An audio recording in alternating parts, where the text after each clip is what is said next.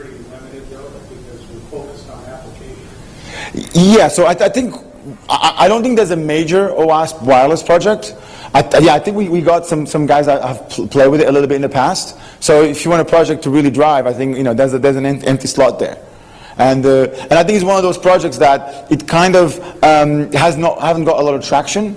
So basically we're waiting for a project leader, right, or a team to really come and drive it. Jump in there and do it. Yeah, so it's actually a global projects committee. So if the next step will be I want to do it, what will happen is you ping me or ping Paolo or pick one of the OWASP guys. We would actually we'll do a little bit of research on what projects already are and try to put you in touch with the people that have done maybe something like that in the past, and maybe see that either you start a new project or maybe take over an existing one that doesn't have energy or leaders are gone or is not really or maybe adapt the existing one to add that layer. Well, let me understand. The OWASP, all thing is based on web application secure program. Mm-hmm. So are your projects pretty much within those bounds of web application security programming, or are you kind of starting to expand out into maybe network engineering, security, or whatever? Not at all. Well, I think that we have So I think that what happens is, I think historically we do have a big bias and a big focus on applications on web, right? I think the reality is that basically you have web touches everything, right? So you can't talk about wireless security without talking about web, right? Yes, there might be specific things that maybe infrastructure-wise that are not that specific, very, very specific to that particular medium. But we have an infrastructure project. We have, the way I look at it is like it kind of touches everything. So I don't think that we will have a huge part of OWASP that is focusing on wireless. But I do think that we should have a wireless ecosystem. I do think that it should be possible for me to go to OWASP and gain a really good picture of the web and the wireless implications from a security point of view. And if there are people in OWASP that are interested in that, they should be able to drive it. But yeah, I would say our core focus is the kind of the web, kind of layer part of it. But we do touch it a bit. What about application software security? Maybe it's not bad. Well, see, the joke we were having the other day is that we should be called OWASP, right? We should be called OWASP, right? Because it's actually such a bad name that it's kind of won't fly. But because you're right, where do you draw the line, right? If you want an application that doesn't touch the web, probably it isn't going to have a lot of security implications, right? But if you have an application that touches the web, then where do you draw the line in terms of security vulnerabilities, right? Because you can go all the way. So I actually think that it's almost like it should be our community that pushes how far we want to go. Like I said, we had guys who did infrastructure issues, right? We have guys who did all that kind of analysis, and I think that's something that we should be open to it. But I don't think we'd be focusing exclusively on some of the other things. Does that answer your question? Cool. Any more questions on the OWASP side? Okay, so what I want to jump now is into the O2 world, and because I actually don't have a lot of time, I'm actually going to show you a bunch of videos that actually show the whole thing in action, and I'll basically show you how it basically can work. So this is my story, very, very quickly. Where's my videos? Okay, so my frustration as a security consultant in my background is that I couldn't communicate, I couldn't scale, I couldn't transfer the knowledge that I had about security vulnerabilities to the developers, to the client, etc. So the best analogy I can give you is I was basically giving a PDF to my clients. I was giving them a piece of paper that they're going to have to try to figure out how to do it. They will give that to the developers, they're going to try to figure out how to do that, right? It was a very inefficient way of basically communicating. And also, I basically sometimes would do a black box, I didn't have the source code, sometimes I would do code, I didn't have the analysis, and when I really felt that we really need to find a way to scale our knowledge. We need to find a way to codify what actually we mean when we find a security vulnerability, and to codify what we mean mean when we have a bit of security guidance? So what's interesting about O2 is that 6 months ago, I will be talking with this on theory with you guys. Today, I actually have built all the proof of concepts that actually make what the keynote woman was saying. Okay, so I can't remember her name. What she was saying. I'm doing most of that already in the real world. In fact, what I'm actually doing now is going to the tool vendors and saying, hey, I want you guys to show me a way that I can write this script. I can give you this script that automates this particular issue. I want to give it to you.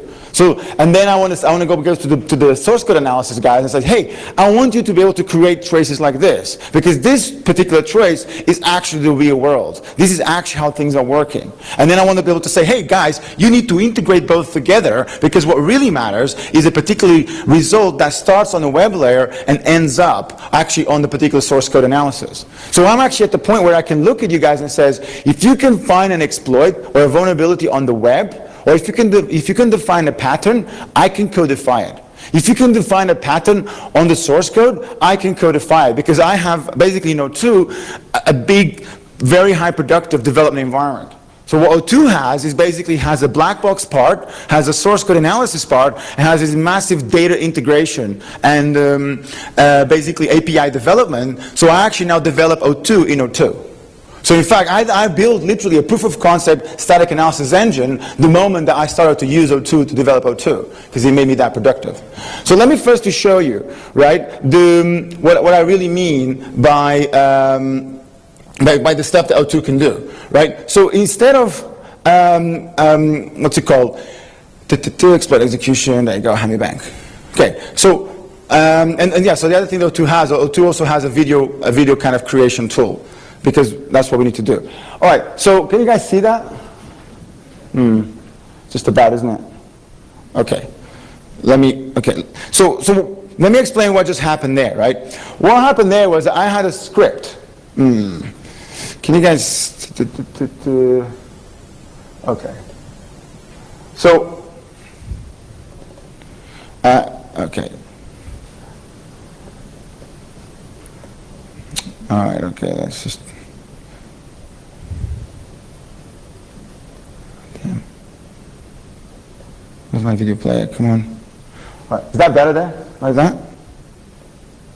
Okay, here we go. Is that kind of better? All right, I think. Okay, here we go. All right, so, all right.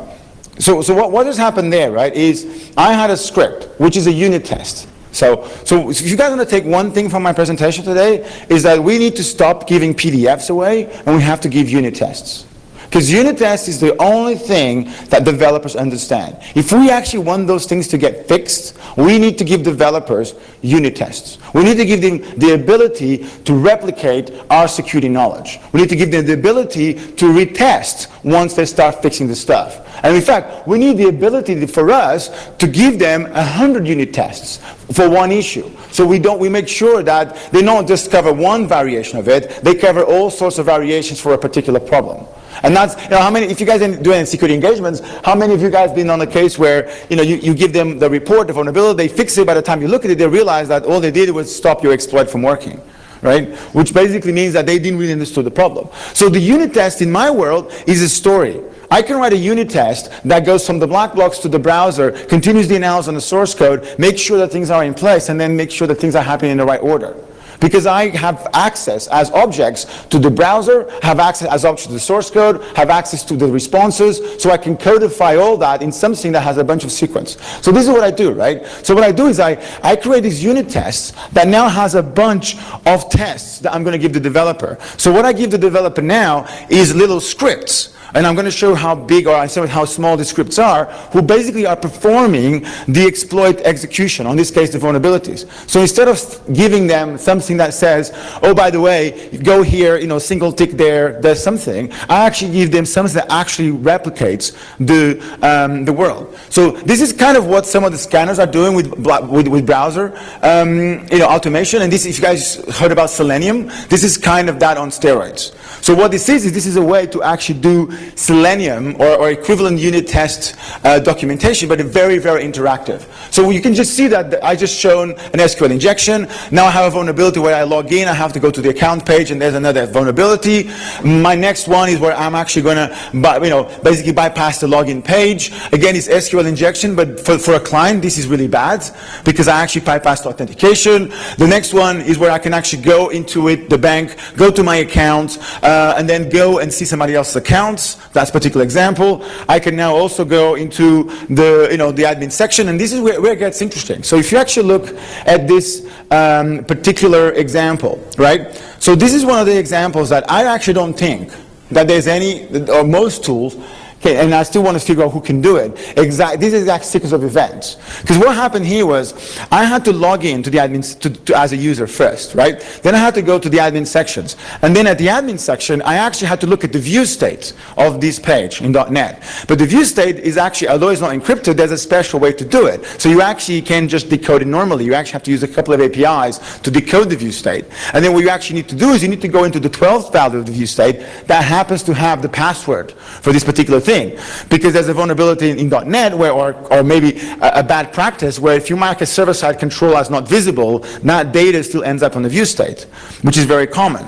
So in this particular case, you actually have a case where the password is there, and then I have to log in. So now basically you can see that what this script is doing, so basically what this script is doing, running from the video, is basically I replayed automatically this big sequence of actions.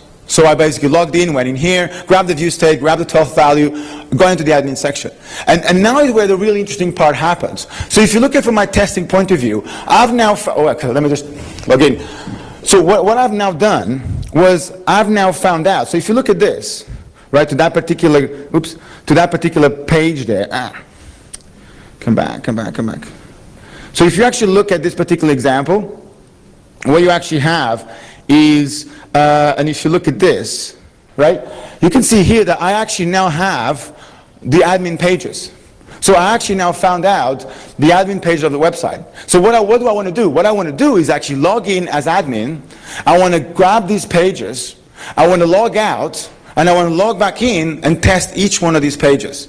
And that's my workflow. So what my next script does is basically the ability to do exactly that. So what my next script does is you can see that I'm going to log in as that user, I'm going to go to the admin section, I'm going to grab this, I'm going to log out, I'm going to log back in, and each one of these pages is a vulnerability. Because each one of these pages are admin controls that are now accessible as a normal user. And what I'm able to do is I'm able to codify that. And in some ways, the reason this is powerful, for example, if you're doing a security analysis, is because my current workflow, and the workflow you guys should be pursuing, is that you are automating yourself at every stage. So when I'm looking at the authorization problem for the admin page, I don't have to worry about how to get there. I already have a script, or in some ways an exploit, that gets me to the admin page. So I can continue, in some ways, my development or my exploitation from there. So I actually got to the point where it's faster for me to build an API for the app that I'm testing to actually do it by hand. Because the more the API gets, the more understanding and the more basically speed I have, because I now have almost an object model that represents the application. So if very, very quickly to actually see what that script looks like, is basically that script literally looks like this. So if I go to one of the O2 development environments, and I basically go for, find that little script, which is here on HackMe Bank. So you can see that I have an API for HackMe Bank. And basically what I also have, if you guys can see that, is the script that does this. All right. So what this is, right, is this is basically, remember those little things on the left? Each one of these functions is basically one of those scripts. So you can see that the code to do that is actually pretty simple. It's literally just browser, field, text username, value, bank. So if you want to see the view state exploit, the view state exploit is basically this one here.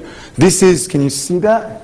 That particular one is the view state one, and this is the line of code that gives you the view state. Now, what I want to do with this is I want to give this to the tool vendors. I want to give this to the client.